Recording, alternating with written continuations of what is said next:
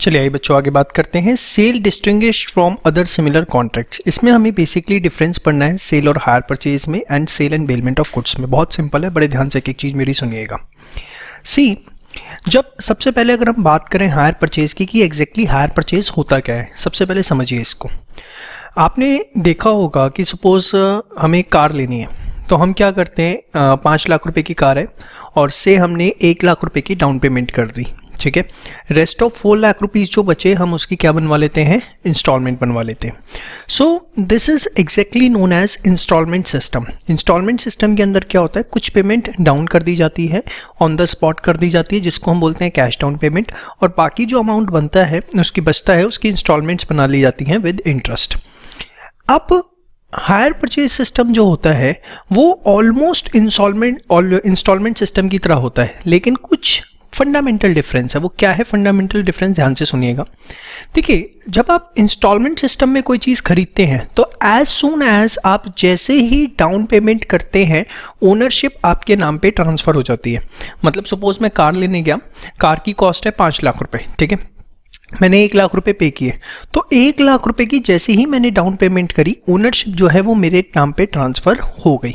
लेकिन अगर यही चीज़ मैंने हायर परचेज सिस्टम में खरीदी होती तो उसके अंदर क्या होता है कि आप उसमें भी सेम है, आप डाउन पेमेंट करिए और जो रेस्ट ऑफ द अमाउंट है उसकी इंस्टॉलमेंट्स बनवा लीजिए।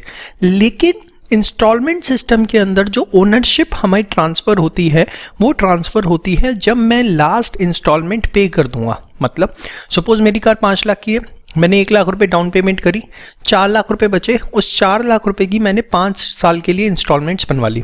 तो मेरे पास उसकी ओनरशिप कब आएगी, जब मैं 5th ईयर में अपनी लास्ट इंस्टॉलमेंट पे कर दूंगा, उसके बाद उसकी ओनरशिप मेरे पे ट्रांसफ़र की जाएगी। This is called as hire purchase system. Whereas यही जब हमारा इंस्टॉलमेंट सिस्टम होता है तो इंस्टॉलमेंट सिस्टम के अंदर as soon as I will make the down payment ownership जो है वो मेरे नाम पे ट्रांसफ़र हो जाएगी। दोनों के अंदर जो नेचर ऑफ ऑपरेशन है वो सेम है कि you have to make the down payment and thereafter balance of the amount is payable in the instalments. But in case of instalment system ownership is transferred when at the time of making the down payment, whereas in case of hire purchase system ownership is transferred to the buyer only when he pays the last installment। तब तक ownership जो है वो buyer पे transfer नहीं होती, वो seller के पास रहती है। देखिए जनरली होता क्या है, जो ट्रक्स होते हैं या आपके टेम्पो होते हैं और ऑटो होते हैं, इनके ऊपर हायर परचेज चलता है। लेकिन कार हो गया, हाउसिंग लोन्स हो गए, इन केस के अंदर इंस्टॉलमेंट सिस्टम जो है वो फॉलो किया जाता है। तो डिपेंड करता है गुड्स कौन सा है। तो अभी हमारे पास यहाँ पर जो हमें पढ़ना है हायर परचेज। हायर परचेज के अंदर क्या होता है कि हम कुछ डाउन पेमेंट कर देते हैं। सपोज पूरा प्राइस 10 लाख रुपए है, 2 लाख रुपए की डाउन पेमेंट हो गई, जो बैलेंस ऑफ द अमाउंट है वो इंस्टॉलमेंट्स में पे किया जाएगा, लेकिन बायर के पास ओनरशिप नहीं जाएगी। ओनरशिप किसके पास रहेगी, सेलर के पास। बायर के पास ओनरशिप कब जाएगी, जब वो सारी इंस्टॉलमेंट्स पे कर देगा। जैसे ही वो लास्ट इंस्टॉलमेंट पे करेगा ओनरशिप उस पर आ जाएगी। कई बार आप देखेंगे ट्रक या टेम्पो पे साइड में नंबर प्लेट पे HP लिखा होता है, H/P, तो इसका मतलब कि वो हायर परचेज पे खरीदा हुआ है, ठीक है। तो आइए देखें जरा क्या लिखा हुआ है यहाँ पर। Property in the goods is transfer to the buyer immediately. Sale में तो यही होता है, सेल की हमें सारी बातें पता है। Hire purchase, the property in the goods, the ownership in the goods passes to the hirer upon the payment of last instalment, ठीक है।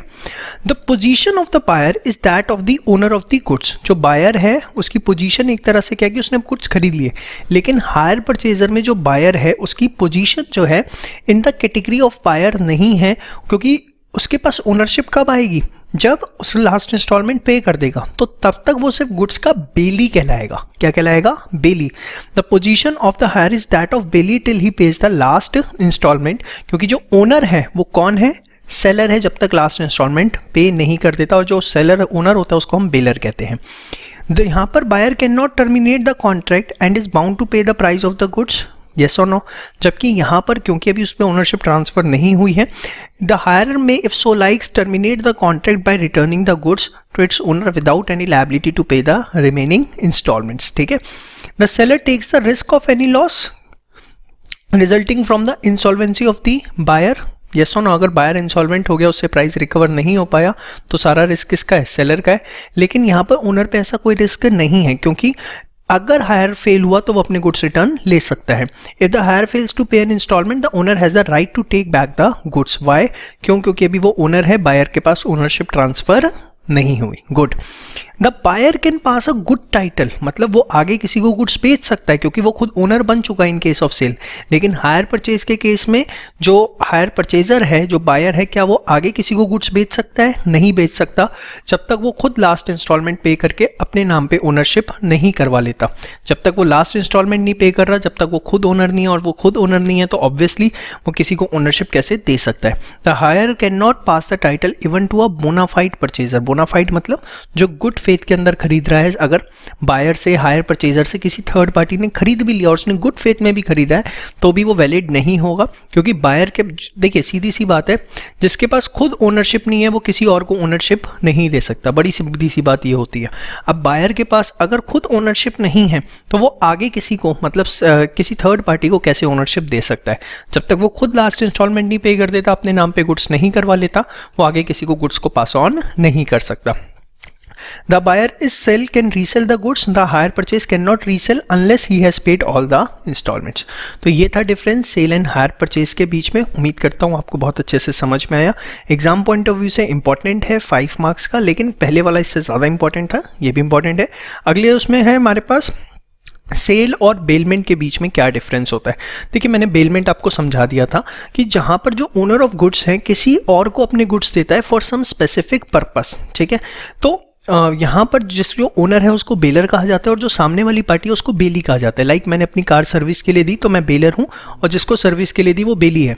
हायर परचेजर में सपोज मैंने गुड्स आपको अपने बेचे हायर परचेज पे, तो मैं बेलर हूँ और आप क्या कहलाएंगे? बेली। कब तक? जब तक आप लास्ट इंस्टॉलमेंट पे नहीं कर देते। तो बड़ा सिंपल है, आप पढ़िए जरा। The property in goods is transferred from seller to the buyer, मतलब जो ओनरशिप है वो ट्रांसफर होती है, लेकिन बेलमेंट में ओनरशिप ट्रांसफर नहीं होती। There is only transfer of possession, सिर्फ कस्टडी ट्रांसफर होती है कि मेरे गुड्स, मैंने कार अपनी सर्विस के लिए दी तो क्या उसके पास ओनरशिप चली गई? नो, सिर्फ कस्टडी उसके पास चली गई। Of goods from bailor to the bailee for any of the reason like safe custody, carriage, it can be anything. The return of goods in contract of sale is not possible, goods return करना possible नहीं है। The bailee must return the goods to the bailor on the accomplishment of the purpose for which bailment was made। जैसे मैंने अगर अपनी car service के लिए दी तो वहाँ पर जिसको सर्विस के लिए दी है, जब वो पर्पस कंप्लीट हो जाए तो उसे गुड्स मुझे वापस करने पड़ेंगे। येस और नो?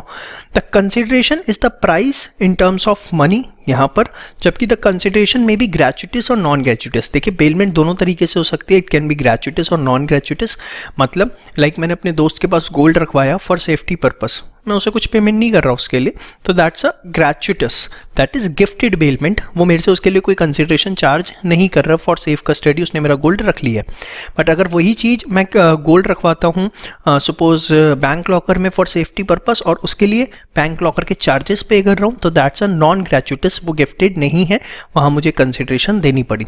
और आपने कंसिडरेशन के टॉपिक में भी मेरे साथ पढ़ा था, ग्रेचुइटिस बेलमेंट के केस में कंसिडरेशन की ज़रूरत नहीं होती।